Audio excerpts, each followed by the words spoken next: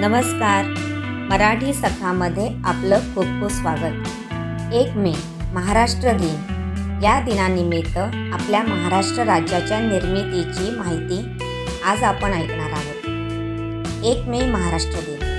15 August 1947 रोजी भारताला स्वातंत्र्य मिळाले. खरं तर इंग्रजांना वाटत होतं की भारत हे एक राष्ट्र बनू शकत नाही, कारण भारतामध्ये अनेक धर्म, असंख्य जातीपाती आणि असंख्य भाषा आहेत. एक धर्म एक भाषा ही राष्ट्र बनवण्यासाठी जी आवश्यक अट आहे ते भारतीयांकडे नव्हती. परंतु महात्मा गांधी आणि त्या काळातील इतर राजकीय नेत्यांना या गोष्टीची जाणीव होती.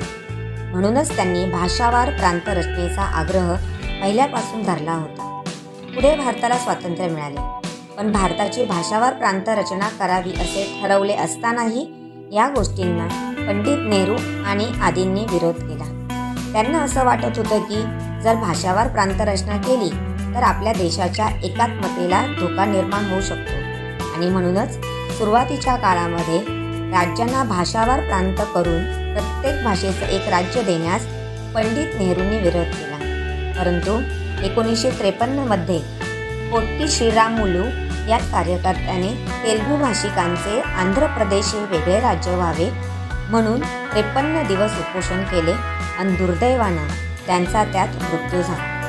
पण लोकशोक आणि लोकभावना लक्षात घेऊन 1953 मध्ये आंध्र प्रदेशच्या तेलुगू भाषिक राज्याची निर्मिती करण्यात आली. नंतर मग विविध प्रांतातून आपले भाषिक राज्य मिळावे यासाठी आंदोलने सुरू झाली. पुढे त्यातूनच फाजल अली आयोगाची स्थापना करण्यात आली.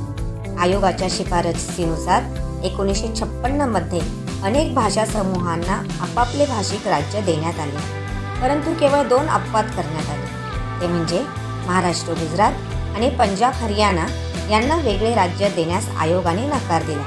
त्यानंतर मात्र महाराष्ट्राची जनता या अन्यायाच्या विरोधात पेटून उठली आणि मराठी भाषकांचं मुंबईसह महाराष्ट्र राज्य निर्माण झालंच पाहिजे अशी जोरदार मागणी करण्यात आली.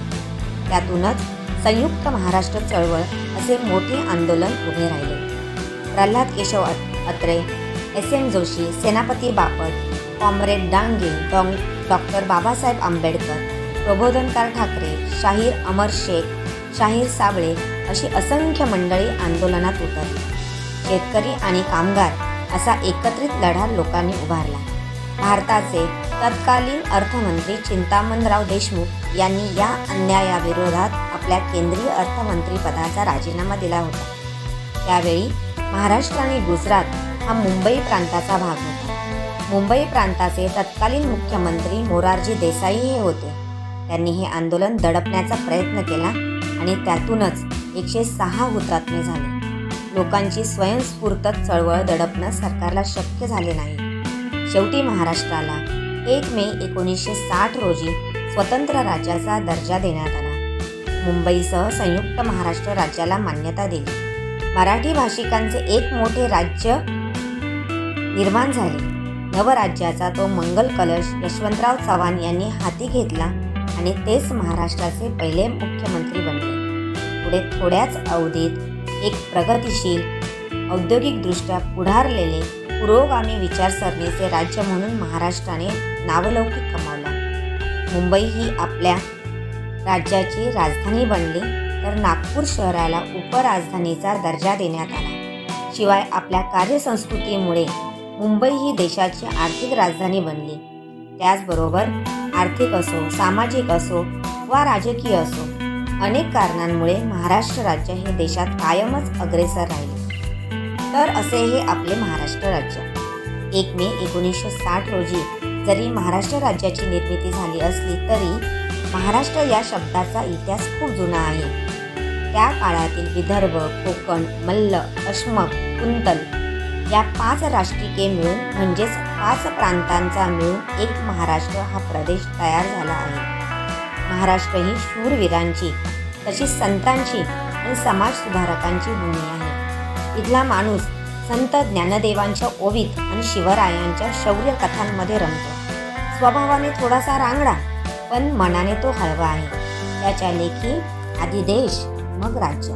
राजा बढे यांच्या लेखणीतून अवतरलेले, श्रीनिवास खळे यांनी संगीतबद्ध केलेले आणि कृष्णराव उर्फ शाहीर साबळे यांनी गायलेले गीत जय जय महाराष्ट्र माझा हे गीत महाराष्ट्र गीत म्हणून स्वीकारले आहे. आज या 1 मेच्या दिवशी आपण सारे वचनबद्ध होऊया की आज या राज्याच्या प्रतिष्ठेला बाधा येईल असे वर्तन मी करणार नाही. या उलट राज्याच्या नावलौकिकात भर टाकण्याचा प्रयत्न करेन. महाराष्ट्र राज्याच्या निर्मिती आंदोलनात ज्या हुतात्म्यांनी आपल्या जीवाचे बलिदान दिले त्यांच्या स्मृतीस अभिवादन करते आणि मी आपली रजा घेते. जय महाराष्ट्र. धन्यवाद.